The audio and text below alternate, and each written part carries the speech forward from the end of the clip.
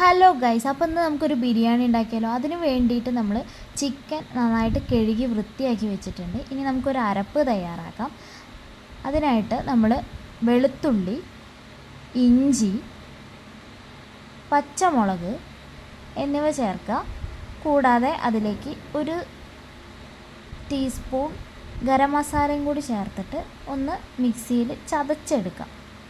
ആ അരപ്പ് നമുക്ക് ചിക്കനിലേക്ക് ചേർത്ത് കൊടുക്കാം. അതിലേക്ക് ഇനി നമുക്ക് പൊടികൾ ചേർക്കാം. മഞ്ഞൾപ്പൊടി, മല്ലിപ്പൊടി, ഉപ്പ്, അതുപോലെ തന്നെ തൈരും കൂടി ചേർത്തിട്ട് ചിക്കനിലേക്ക് നന്നായി തേച്ച് പിടിപ്പിക്കുക. ഇനി ഒരു അരമണിക്കൂർ ചിക്കൻ റെസ്റ്റ് ചെയ്യാൻ വേണ്ടി വയ്ക്കാം. അപ്പോഴേക്കും നമുക്ക് മസാലയ്ക്കുള്ള കാര്യങ്ങൾ ശരിയാക്കാം. കുക്കർ അടുപ്പത്ത് വെച്ചിട്ട് അതിലേക്ക് വെളിച്ചെണ്ണ ഒഴിക്കാം. നിങ്ങൾക്ക് വേണമെങ്കിൽ ഡാൽഡ ഒഴിക്കാവുന്നതാണ്. ഇവിടെ ഇപ്പോൾ വെളിച്ചെണ്ണയാണ് ഒഴിച്ചിരിക്കുന്നത്. ഇനി നമ്മൾ അരിഞ്ഞു വെച്ച സവാള ചേർത്ത് കൊടുക്കുക.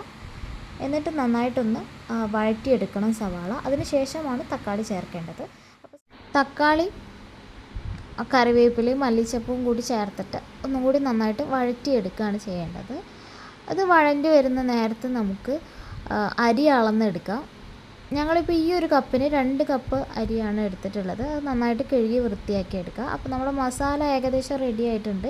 ഇനി അതിലേക്ക് നമ്മൾ റെസ്റ്റ് ചെയ്യാൻ വെച്ചിട്ടുള്ള ചിക്കൻ ആഡ് ചെയ്ത് കൊടുക്കുക. എന്നിട്ട് നന്നായിട്ടൊന്ന് മിക്സ് ചെയ്ത് കൊടുക്കുക.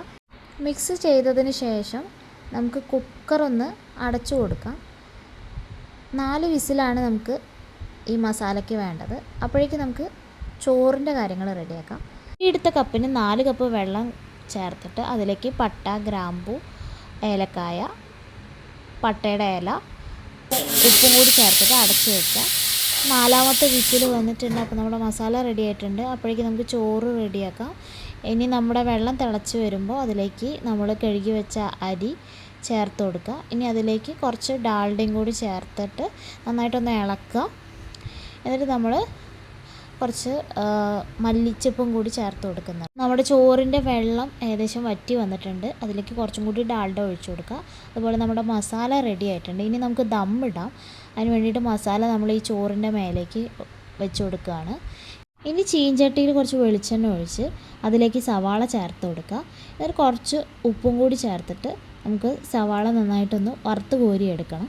ഇനി നല്ല ബ്രൗൺ നിറമാകുമ്പോൾ നമുക്ക് അതിലേക്ക് എടുത്തു വെച്ചിട്ടുള്ള മുന്തിരി കൂടി ആഡ് ചെയ്യാം. ഞങ്ങൾക്ക് അണ്ടിപ്പരിപ്പ് ഇല്ലായിരുന്നു, അതുകൊണ്ടാണ് മുന്തിരി മാത്രം ആഡ് ചെയ്തത്.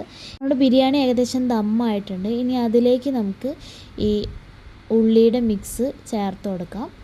എന്നിട്ട് നന്നായിട്ട് മിക്സ് ചെയ്തെടുക്കാം. ഇതാ നമ്മുടെ ടേസ്റ്റി ആയിട്ടുള്ള ബിരിയാണി ഇവിടെ റെഡി.